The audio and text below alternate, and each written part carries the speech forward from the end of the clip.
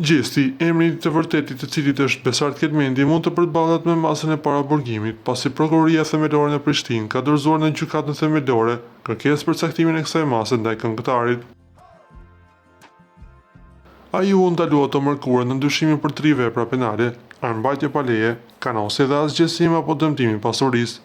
Lajmi për dorëzimin e kërkesës për paraburgim është konfirmuar nga zëdhënësia e gjykatës themelore në Prishtinë. Sipas burimeve të këtij mediumi, e gjithë ngjarja dyshohet të ketë ndodhur pranë zyrave të studios muzikore në Prishtinë. Dyshohet se shkaki i incidentit ka qenë një mosmarrëveshje rreth një borxhi paraprak. Sipas këtyre pretendimeve, këngëtari dyshohet se ka shkuar me armë në dorë në zyrat e studios duke kërkuar një pension me inicialet ESH. Burimet thonë se ai është drejtuar stafit me fjalët "ku ose ka me vra".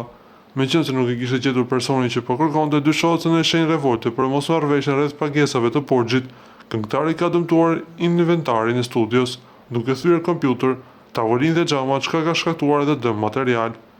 Por sipas këtyre burimeve, kur në vendin e ngjarjes kanë burritur zyrtarët e policisë së Kosovës, këngëtari është gjetur me armë në dorë, e cila më pas është sekuestruar nga policia. Prokuroria ka bërtëditur se gjesti është ndaluar për 48 orë, ndërsa ndaj tjerë ndojnë dyshimet për vepra penale, mbajtjen në pronësi, kontroll ose posedim të paautorizuar të armëve.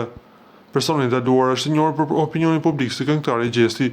Prokurori i shtetit, në koordinim dhe bashkëpunim me policinë e Kosovës, është duke ndërmarrë të gjitha veprimet e nevojshme hetimore dhe procedurale në lidhje me këtë rast, thuhet në njoftimin e prokurorisë.